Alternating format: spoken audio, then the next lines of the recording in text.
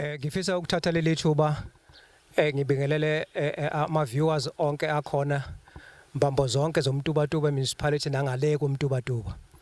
Mhlambe inhloso yethu yokuba sibe khona la ithi singamaqembu aphikisayo kumasipala wethu umtubatuba municipality. Sibone kusifanele ukuthi asithathe leli thuba lokuthi ke sizokhuluma ngezinto ezingasiphathi kahle emtubatuba kumasipala. Ukuze mhlambe abahlali nama voters asemtubatuba akwazi ukuthi mhlambe azi ukuthi yini eqhubekayo kumtubatuba municipality. Sesithulileke isikhathi eside sizama futhi ngayo yonke indlela ukuxhumana nomasipala sikhulume nomasipala ngezinto engasiphathi kahle emtubatuba ezicompromise nje nesimo sokuhlala ebantwini. Kodwa kubukeka sengathi umasipala njengoba uphethwe iDA, iACDP, iIFP.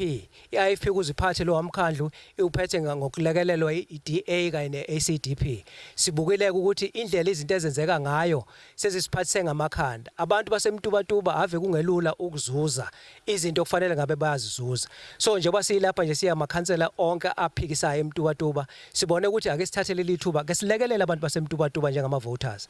Ama voters asemtubatuba ayikho into ayitholayo ngendlela efaneleyo kulo masipala wethu. Okokuqala nje uma ubheka wona umasipala awunalo uthando lwabantu basemtubatuba enhlizweni. So ke zonke izinto ezenzakalayo kubukeka sengathi abantu abaphethe umkhandlu ibona abayicabangela bona kangcono kunokucabangela abantu abavotayo. Abantu basemtubatuba nje kube kuya ngami ngabe ngaso sonke isikhathi uma kunemhlangano noma kunama council meeting ngabe baba ingxenye yokuthi basondele babe sechamber bezozwela ukuthi thina silwa kangakanani lapha singamaqembu aphikisayo. Kodwa ngesimo sokuthi akwenzeki lokho sesikhulumile kaningi ngakho ngomasipala ukuthi akavulelwa amathuba akawavuli. So uma ubhekisisa kahle emtubatuba sinazo izikhalo eziningi. Yonke into ephathelene nezinto efanele ngabe siza umphakathi ayenzeki. Uma uthi uyangena kwakhona emtubatuba nje chamber yethu uyabona ukuthi usizi lodwa olapha ngaphakathi. And uma uthi uyabheka isilingi yakhona iyabheda. Uma uthi uyabheka igceke lakhona liyabheda. Uma uthi uyabheka ihholo lakhona liyabheda. Uma uthi uyabheka ihholo lakhona lisafulelwe ngoasbestos. Yonke into efanele ngabe isezingeni elikahle kulo masipala ayikwazi ukwenzeka. Into eyodwa eshiwoyo kuthiwa nje imali asinayo. Kodwa iqiniso lithi ihulumeni omkhulu uyayifaka imali. Akho nangelilodwa ilanga lapho wakwezwa khona ukuthi imali bekufanele ingene ngomhla ka1 July nanoma yipi financial year akwazuzo kuthiwa ingenanga. Kodwa kungekudala uthuzwa uzokuthiwa imali ayisekho. Manje busuyibuza ukuthi ngoba izindawo eziningi imigwaqo yasemtubatuba ayikho kahle, yonke into yakhona ayihambi kahle, ama project akhona wapheli, yini pho edala ukuthi ekugcineni kwakho konke imali ingabibikho. Kwakhona manje nje sifike kanzima namhlanje kumhla ka1 July sifika ngezinto ezithi awasekho ngisho amaphepha okukhanda amalukuzana okwenza ama proof of res, kodwa sinomasipala olukuzana othi uyaphila. So ngamanye amazwi abantu abasiphathele lo masipala bayinkinga ngendlela esimangaliso. So ke zonke izinto ezenzakalayo zisiphatha kabi. So njengoba silapha ke nje sisemaqembu aphikisayo sizozwa ngesikhathi sihamba amakhansela ekhuluma ezikhulumela ngeinkinga esibhekene nazo. Mina nje njengekhansela ngiward councillor yase Ward 6 ungabona izinto ezenzeka lapha neWard 6. Umgwaqo wakhona lokuhambiwa ama potholes amangalisa zifile imoto zabantu. Ayikho into eyenziwayo. Ngisho ihholo lelane lapha elokuzaneni kwamsana okuthiwa umzondeni liphelile ngemuva azikho ivalo. Igate lasemzondeni alikho lawa alikhandiwe kuzobe namhlanje. So ke sonke isikhathi mesithi sifuna ukukhuluma nomasipala ngento zakhona asikwazi ukuthola usizo. Ngakho ke sibone ukuthi asithathele leli thuba ke sisho ukuthi emtubatuba municipality siyacela ngathi ngempela iziphathi mandla zikahulumeni ngaba uhulumeni wenational noma uhulumeni waseprovincini akakasondele akeke ezochecka nje ukuthi izinto zihamba kahle in terms of imali na yonke into ne-service delivery. So ke ngifisa ukuthi nje mhlambe lento ngenze isendlalelo esinjalo ukuthi nje siyalwa futhi sizolwa sizofuna ukuthi masipala enze ijustice ebantwini. Siyahlala okokuqala nje siyahlala kuma portfolio. Okwesibili emhlanganweni esuke ibiziwe okungama council uzothola ukuthi lapho esinikezwa khona izimo zezimali uzothola abasinikeza into eyiqiniso and uzothola ukuthi futhi ukuthi la kulo masipala wethu uma uzwa entweni ekhuluma nge-staff establishment uma uzokhuluma ngelokhuzana nge-organogram uzothola ukuthi imali eziningi zichithwa uqashwa abantu abaningi uzothola ukuthi ama-ofisi ayaqhuma kuqashwa abantu asisho ukuthi abantu abangaqashwa kodwa futhi abantu bebeqashwa akubhekwe phela ukuthi imali izoba khona yokubaholela esikhathini esiningi asinikezwa isithombe esi-correct in terms of ukusebenza kwemali kulo masipala kuye-right offer kodwa kuzozwakala sekukhuluma elinye ikhansela so ngamanye amazwi noma ngabe kuthiwa ziyafika imali but azisetshenziswa ngendlela e-correct kwama-project awapheli yingakho mhlawumbe njengamanje ubona nje sila ngoba impendulo nendlela abenza ngayo emalini azisigculisi thina kodwa futhi abafuni ukusilalela mangabe sifuna ukuvula ama-platform lapho sokhuluma khona ngezinto eziphathelene nemali so imali-ke isebenze ngendlela engekho right. Sibonge Sibingelele okhulumayo ukhansela uShangase deployed by the Economic Freedom Fighters under inkosi Mtubatuba municipality. Mhlambe kafushane nje ke ngibingelele ama viewers emakhaya ase Mtubatuba Nkomo kaXoshwa nomkhanya kude wonkana. Mhlambe namhlanje lo khulumayo uparty leader we-EFF we-caucus ye-EFF eMtubatuba ngokuthunywa i-organization ukuthi size kule lokhu kuhlangana okukhona namhlanje so that sizokwazi ukuthi abantu bakithi baseMtubatuba sibatshele kuyilona iqiniso lodwa ngezinto noma ngezimo ezenzakalayo under inkosi Mtubatuba municipality. Mhlawumbe umuntu kafishane nje akakuveza ukuthi aseneme neze as iCaucus ye-EFF as iopposition block yaseMtubatuba ngesimo esenzakalayo emkhandlwini. Uzothola ukuthi ke la ngaphakathi emkhandlwini kuningi sekukaningi ngabali ikhathe eziningi la khona amakhansela noma iEFF kanye namanye ama parties befaka incwadi noma emotion of no confidence la khona uthola ukuthi ileadership yomkhandlu sithi ayishintshwe ngezizathu zokuthi asiboni ukuthi kwenzakalani entweni ethinta imali. Ngicabanga ukuthi la ezintweni ezithinta imali kwi breakdown sizodedela kwethu uMamngomezulu ukuthi ngoba uyena ohlala ekomidini kakhulukazi la kwa MPEC chair la kwa MPEC kwa la enkosi Mtubatuba la kukhulunywa khona kakhulu ngeimali kodwa okwami ukuthi ngikuveze ukuthi we are in support of imedia briefing le esikuyona lokhu kuhlangana esikuhlanganele la ngezathu esisodwa sokuthi sazise umphakathi waseMtubatuba ukuthi ngempela umthetho eMtubatuba awunakiwe ngendlela noma ugxotshwa ngendlela enjani. One safaka emotion la under inkosi Mtubatuba insourcing emotion ya insourcing la khona esifisa khona as EFF ukuthi sifukule umkhandlu njengoba imali uthola ukuthi umkhandlu kushaya isikhathi sokungena kwemali enye ingasekho imali sidala. So ke sasikwenzelani lokho na sasenzela ukuthi ku insource ama security guards wonke ama private companies uthotha azoqashwa ama security ngaphakathi emkhandlwini ngokusemthethweni ngoba uzothola security guard ngalinye mhlambe u-service provider uclaima 20,000 ngalo kodwa maselihola lona uthola lihola u3,000 rand noma u3.5.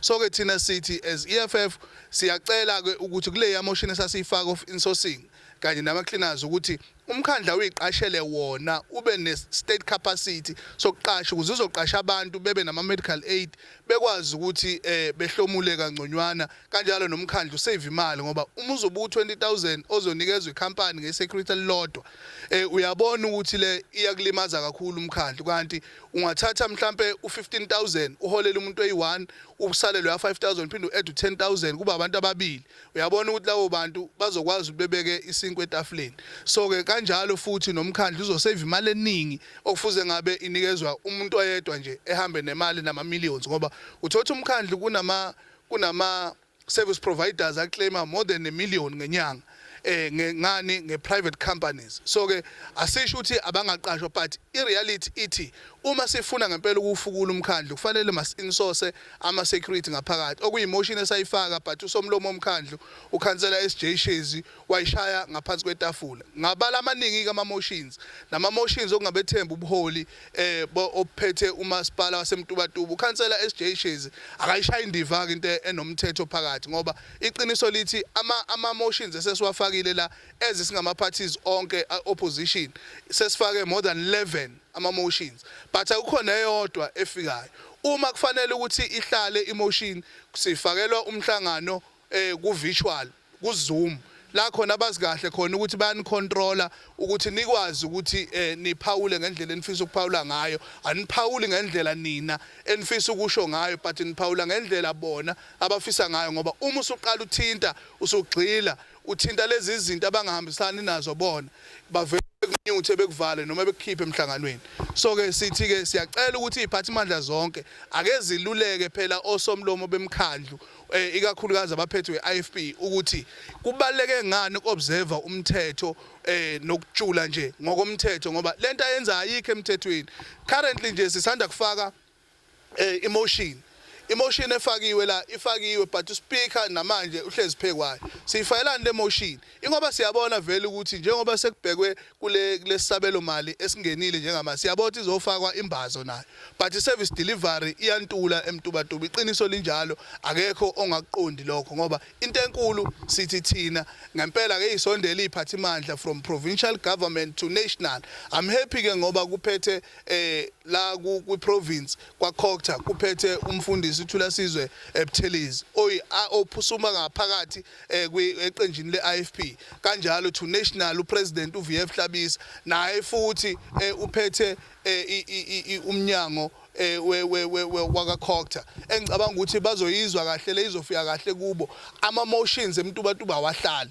Asazi noma kusuke kuyimandate yabo noma kusuke kuyimandate kabantu, but iqiniso lithi uma abantu befaka emotion of no confidence fanele lithathe phela nifaka, ngoba eregister isuke ingene ngokusemthethweni akhona futhi ngaphakathi emkhandlweni. Ngisho ngasuka la nisuke la nina abacoshela indaba niyobuka niphule out lapha ku system nizobona ukuthi ngempela lento esishoyo asiqambo namanga. Mhlambe without ukuthemeleza kakhulu siyafisa ugovernment weprovince kanye noka national ungenele sikwazi ukuthi sisebenze ngentando yabantu nangentando yeningi emtubatuba. Mhlambe kafushane sizotetela udadewethu Baba Gumede, sizotetela udadewethu uMamngomezulu ukuze ezosithatha kahle through ukuthi kwenzakalani kwi-committee la kwa MPEC. La ngicabanga ukuthi khona iyona nto ngempela eyinhliziyo yento esize ngayo la, ngoba into ebalekile ukuthi service delivery yekubantu kanye nokuphathwa kwemali yabakhokhi bentela iphathwe ngendlela efanele. Umthetho akekho umuntu omkhulu kunomthetho.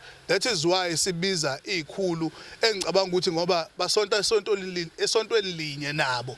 So ke thina from our side sesikwazi ukuthi sibhalele ama political parties okuyiwona esiwa representayo lapha emkhandlwini ukuze bezokwazi ukuthi beyiphushe ngokomthetho. Kodwa sithi asikuveze lokhu ukuze bazi iziphathimandla, ngoba ngiyazi ukuthi bazobabiza ukuthi for benza ama report bazokwazi ukuthi bezoyivikela ngendlela abavikela ngayo. But iqiniso lithi sinama motions awu11 emtubatuba from 2022 ama motions efakwa akaze zizokuhlala ngisha yodwa kuze kube yile efakwe kuzolo lokhu kuleli sonto elidlule ayikazi izihlale. So ke sithi uspeaker wasemtubatuba kahlalisa imotion esiyifakile ukuze kuzokhetha uhulumeni wentando yabantu nohulumeni ozoletha intuthuko kubantu. Ngiyanibingelela nonke.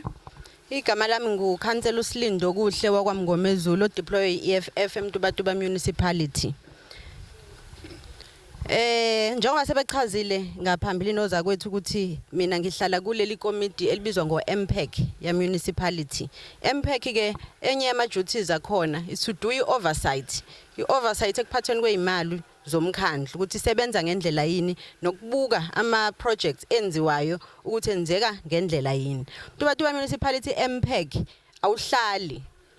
Ukungahlalini kwawo uMtubatuba MPEC sesibhale kaningi, sibhalela uspeaker, sabhalela ne-local government specialist engaphansi kwamkhanya kude yakwa Khokta sibika ukuthi cha uMPEC awuhlali ukwenza i-oversight ezimalini zomkhandlu. Siyacela ukuthi bangenelele njengoba kade buza nje umfowethu ukuthi ahlali yini senze uhlahlo mali. Ngicabanga ukuthi uzophenduleka lapho ekuthenini sihlala ngokuthanda kwe-administration uma ngabe ingathanda ukuthi iMPEC, because i-procedure ithi i-committee liyele libhalele libhalele uMM ukucela ukuthi sicela ukuhlala ngosuku oluwukuthi uma ngabe khamba leso sicelo ke sisuka kuyikomiti leMPEC asihlali size sabhalela uSpeaker ngoba sibona ukuthi nawo amakoti ephele bamaningi asihlali as a result umphakathi awukwazi ukuthola iservice delivery ngoba sikwazi singamakhansela ukumonitor ukuthi imali isebenza ngendlela yini sithema simbhalela uSpeaker sangayithola impendulo sibe sesibhalela the local government ke yakwa Khokta umnumzana ukhuzwayo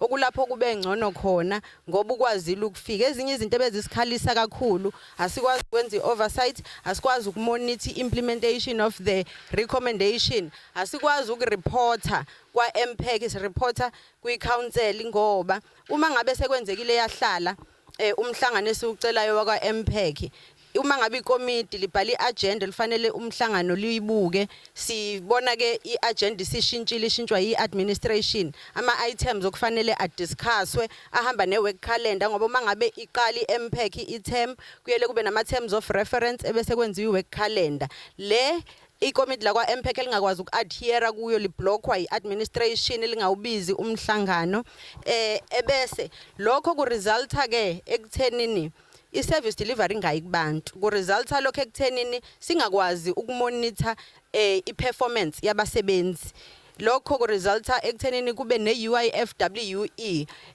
okuyi unauthorized irregular wasteful expenditure le mali eyale ibonakale isebenza ngendlela umkhandlu ongagunyazanga ukuthi kusetshenzwe ngayo sibike saba ke nocwaningo lapha iMPEC ethema iba nenhlanhla yokuthi ihlale sacela ukuthi le UIF because iUIF yalapha ya emkhandlini wasemtubatuba isifika ku plus 400 million uma ifika ku plus 400 million ike yadluliselwa ukuthi kucelakala ukuthi right way off lathi ikomiti la kwa MPEC ayikwazi ukuthi right way off ngakayisi kwi forensic lapho ebazokwazi ukuthi babuke ukuthi ngakube yini okudala ukuthi kube nemali engaka irregular ne unauthorized expenditure I company ke biyenza iforensic ke yathola izathu eziningi but engizoyibalula nje kakhulu izathu zakwa SCM ama regulations awalandelwa ngendlela okwenza ukuthi umkhandlu wasemtubatuba ugcine ube amongst the top 10 contributors of the UIF KZN ngalo plus 400 million uke washo ukhansela uGumede wathi azibekwa sitshela iqiniso uma ngabe kuthiwa kuyathebulishwa imali before iCouncil uma ngabe ke sekuthebulishwa kanjalo iUIFWE ayibekwa iqondile okwenza ukuthi kube nzima noAuditor General ukuthi avume ukuthi i-right way off ihlalile ke iMPEC ngokubhalela ulocal government specialist wakwa Khokta ngokusilekelela ke wa intervene wayibiza wabakhona ekuhlaleni kwakhona ikomiti la kwa MPEC la recommend ukuthi selwenziwe ucwaningo lale UIFWE plus 400 million ebese si defer to disciplinary board because umkhandlu unayo disciplinary board okufanele uchecke ukuthi iconsequence management benze isiqiniseko ukuthi iya apply kubasebenzi abangenzi ngendlela idefeyile ke iMPEC ukuthi cha sicela ukuthi kudlulele selwenziwe ke investigation ukuthi yini ebangela ukuthi kulahleke imali engaka kulomkhandlu sicela ke sekutholakele bonke laba abangenzanga ngendlela eyingama regulations bathathelwe ke inyathelo ngokwe consequence management uma ke sekubhalwa ama recommendation adlulayo kuba nezimo zokuthi akabe kusabonakala okunye sikushoyo emhlanganweni siyikomiti asikuboni kuma minutes uma ngabe sefundwa uma ngabe siphakamisa ukuthi sicela bewa correct ama minutes befaka ukuthi ikomiti la defer ukuthi kube ne consequence management by disciplinary board kwenziwe idiscipline kulabo abantu abangafuni ukwenza izinto ngendlela asikabe sakubona ke kuma minutes as a result ilokhu accumulator okwenza ukuthi sithole a qualified audit opinion it has become a trend emtubatuba municipality ukuthi every year makwenziwe iaudit ihleze iba qualified ngalezi zathu engiqeda ukuyibala so kugcina kungakwazi ukuthi sihambise service delivery emphakathini nomphakathi ungazi ukuthi kwenzakalani ngezathu zokuthi uma sifuna ukuzwakalisa ama concern wethu emhlanganweni njengoba eseshiluza kwethu bayubiza ku Zoom benzela ukuthi bamute lo muntu oraise ama concern ne service delivery yilokho nje bengifuna ukukucacisa ngokwekomiti la kwa MPEC ukuphendula umbuzo ukuthi asihlali yini sibuke iinformation siyancishwa uma siyithola iinformation isuka ingekho correct uma ngabe ke sesiphoqa ukuthi sihlale kuyahlalwa but ama recommendations nama resolutions are not implemented. So kusho ukuthi kuyimpi nje udu between the opposition and the leading parties asemtubatuba municipality. Sesicabanga ukuthi impe sizokwazi ukuthi ilweke njengoba sithathe lesi sinqumo sokuthi sokwazisa umphakathi ukuthi kanti kwenzakalani kulowa masipala wasemtubatuba njengoba iservice delivery ngaye ebantwini. Uward councillor wami uKhansela uGumede so uyasibiza ihlandla eziningi but uyelahlangabezane nezinkinga ngoba mina nginenhlanhla yokuthi ngibe khona ngaphakathi emkhandlweni ngiphinde ngibe khona emphakathini awuholayo. So inkinga nje ezinye zazo ahlangabezana nazo kuba yinkinga zehholo mangabe sibize ezo address umphakathi akakwazi ukulithola ihholo uthola umphakathi usufikile ugcina usume ngaphandle. Ezinye inkinga ayehlangabezane nazo uyelethi mangabe kuthiwa kuzokwenziwa umhlangano uthatha resolution ama ward councillor kuthiwa awabize umphakathi uzocacisa ukuthi kwenzakalani. Uma kukhulunywa ukuthi kuzoba ngesonto to accommodate umphakathi ngoba akekho ongazi ukuthi imphakathi esihlala kuyona abantu bayasebenza during the week abayikubabikho.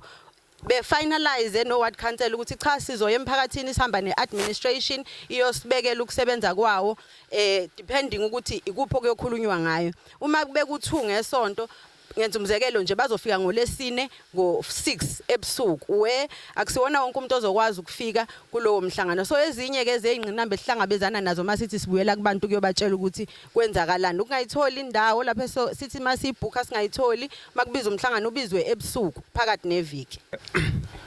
Amahholo omphakathi njengoba ushilo kodwa into eyenzeka ngomhla ka 10 kuApril lapho okwakunomhlangano owabizwa umasipala ubizela ukuthi awuzokhuluma nabantu ekubeni mina wayenginikeza incwadi ethi ngomhla ka 13 umasipala uzoza azokhuluma nomphakathi nami ngizokhuluma nomphakathi. Kodwa vene ngalelo langa lomhla ka 10 wabiza umhlangano wawubiza ntambama ngo5 o'clock yethi abantu bakule wode ngiyona basobenga kube semsebenzini. Uyabona ke kwathi ngomhla ka 13 bavene balivala ihholo sawubamba umhlangano ngaphandle ngoba ingasekho into esizona amahholo ke nje obusho awomphakathi. Kodwa kwesinye isikhathi phela ikhona into ukuthi omunye umuntu acabanga ukuthi uma engakunikeza ihholo ukunqinda amandla kodwa babuye babe nakho lokuthi hayi njengomhla ka 13 nje balivala ihholo bangasinikeza lona. Iyona nto ke ezizinkinga eyinkinga kakhulu kubona laba bantu ngoba izinto esifuna ukuyikhuluma nabantu asukwazi ukukhuluma nabantu besinishe indawo yokukhuluma specifically ngomhla ka 13 April balivala ihholo baze bathumela ngisho uCEO ukuthi akazocheck ukuthi ngempela siyalithola ihholo noma siyaqhubeka ukuthi sisebenzise ihholo siwumphakathi. So ihholo lomphakathi ofanele basinikeza lona ngesikhathi ofanele basinikeze ngaso mangabe ukuthi sifuna ukulisebenzisa. La nje kulokho kushiwo uKhansela uGumede ukuphendula nje futhi umbuzo wakho ngokuphelele wokuthi thina subizini umphakathi kuke kwanesikhathi la iCaucus yakwa EFF eke yabiza umphakathi yokwenza ama oversight ngoba ibona ukuthi awenzeki through iCommittee le oversight okuyi MPEC. So kungcono as iCaucus siyibiza umphakathi siyokwenza ama oversight. We did notify umkhandlu ukuthi iCaucus ye-EFF through uSpeaker ukuthi iCaucus ye-EFF ifuna ukuyokwenza i-oversight nomphakathi okuyi part of i-term of reference yawo amakhansela. Kulapho ke umunicipal manager amobilize i-law enforcement yasemkhandlwini ukuthi ithatha amakhansela nomphakathi ibakhiphele ngaphandle. So izo lezo ingqinamba ke sihlangabezana nazo masithi sifuna ukubuyela emphakathini siyowazisa ukuthi kwenza. Mhlawumbe uku-eda nje lapho okunye lapho kuke kwaba khona uminister uMavimbela owakwafika lapha ya ekokwamsana bamvalela ihholo ezosebenza umsebenzi omkhulu ngendlela esimangaliso kunamaciko okwakufanele azoperforma athole ilokuzana ama stipend athize ukuthi bakwazi ukuthi baphile.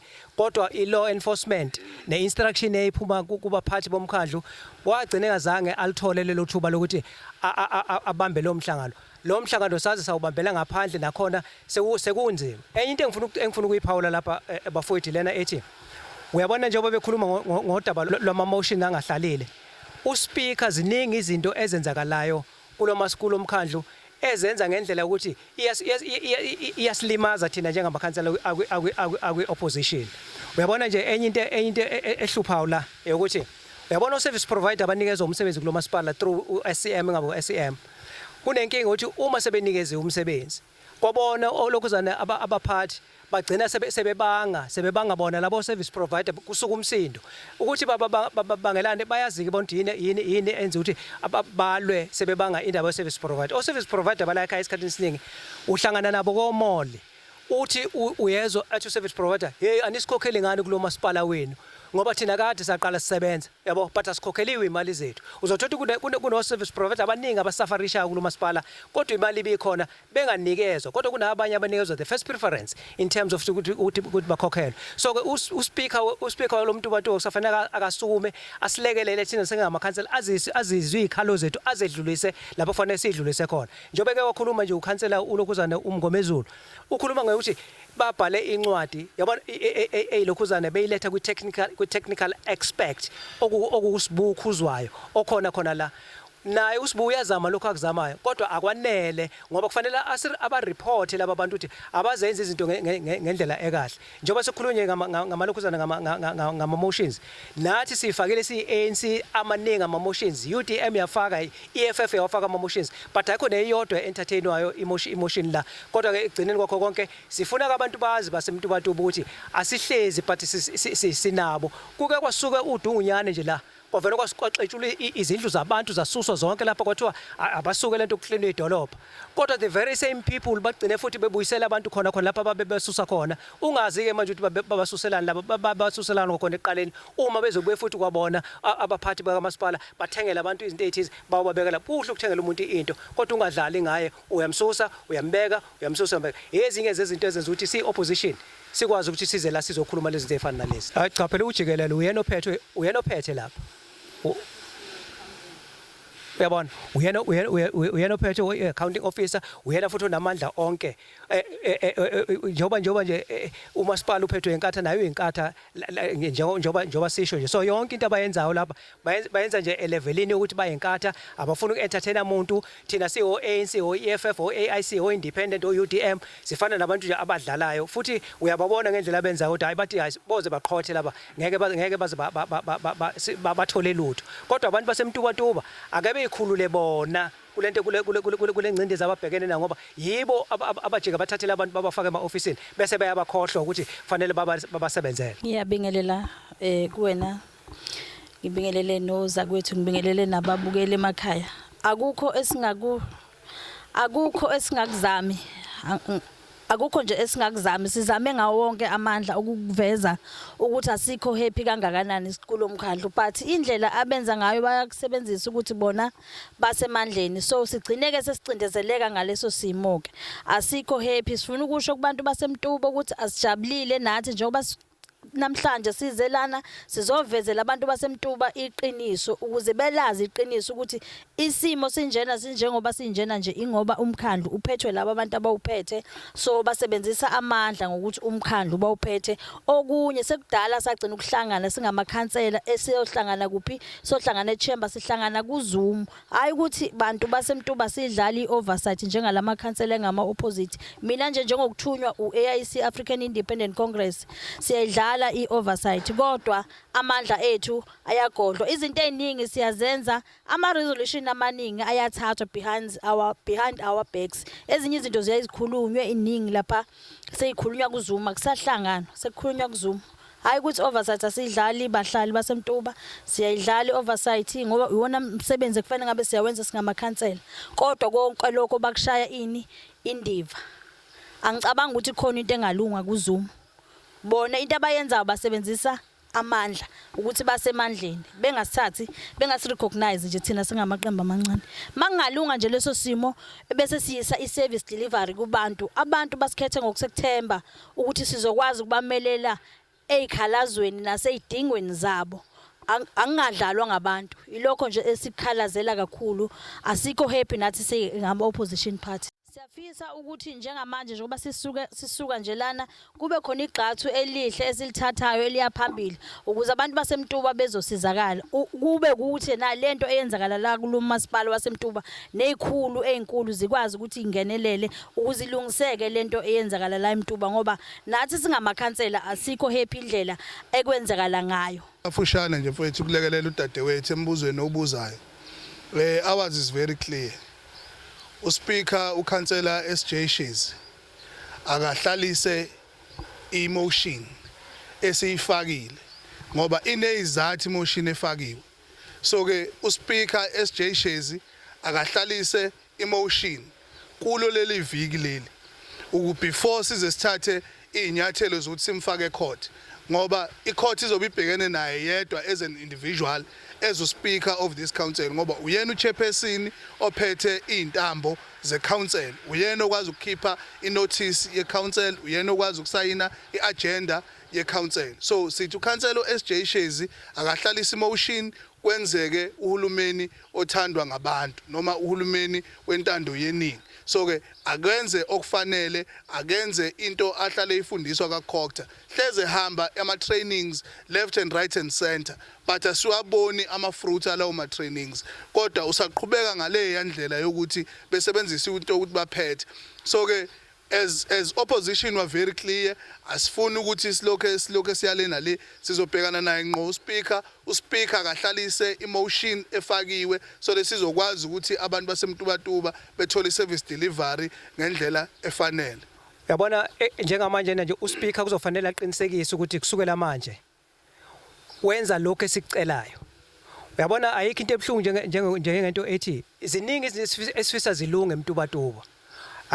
Uyabona nje kuqashweni kwabantu la eMtubatuba omunye umuntu uzalingeke ukuthi athi hey kusho ukuthi bebeqasha labantu baqasha izihlobo zabo ngendlela okwenzeka ngayo ngoba uzothola kunabanye abantu ozobela ukubekhale njalo bethi thina sesinesikhathi sabakhona senza imisebenzi la sengama temporal employees kodwa ayikho into enze kuvele uma sekuqashwa vele kuthatha abanye nje abantu abasha bafakwe lapho basho njalo abantu but ezinye zezinto lezo ukuthi before siqinisekise kufanele baqinisekise la kwamasipala ukuthi banikeza information ecorrect. Siyayifuna information kwa corporate siyayifuna information ethi akabe sitshele ngabantu asebeqashiwe nabantu nje abakwi payroll yalapha lokuzana eMtubatuba ngoba labo bantu abaqashiwe uzothola abanye babo abantu abafikayo kuqashwa njalo la siyafisa ukuthi uma lokuzane umasipala lo akwazi ukuthi asitshele nge-threshold ukuthi sesikuphi njengamanje ngoba singacabanga ukuthi sikude kabi ngoba kuqashwa sonke isikhathi kodwa abantu abaqashwayo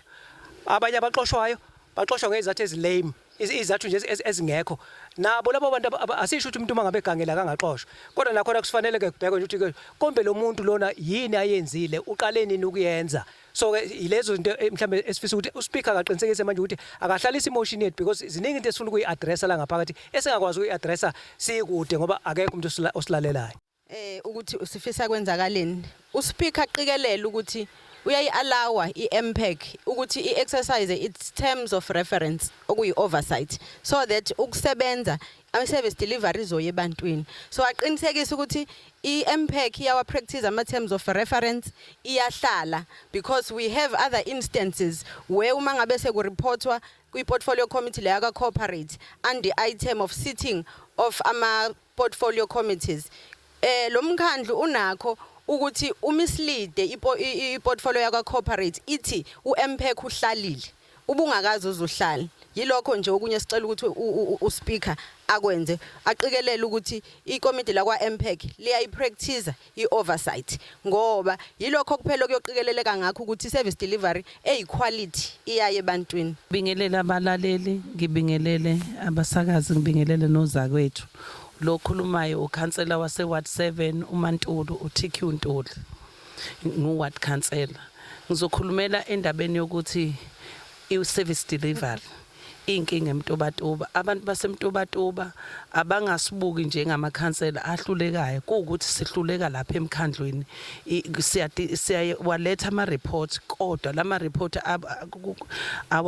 awamukeleke ngoba uspeaker wenza ngendlela yakhe uya interfere even kwi-portfolio engihlala kuyo i-portfolio yakwa-technical leya portfolio yona ebaluleke kakhulu njengoba nje ubona la ngemuva kwala i-ground leli selihlala iminyaka lakhiwe iminyaka e5 manje sesizophuma kwi-term yethu laqala ngo-2021 alipheli ama-construction ayashintshana ngize ewadini yami iwadi yami yake yareportwa njengewadi eyaba most affected ngesikhathi saka-disaster kwangena imali ka-disaster okwaku-9 million kodwa le mali mayisingena iwadi yami yazothola umgwaqo nje owodwa o-1.993 yes kilometers kushuthi i-kilometer awuqedi nano 2 kilometers kodwa kube kuyiwadi eyayi i-reportwe ukuthi i-affecteke kakhulu ngesikhathi sika-disaster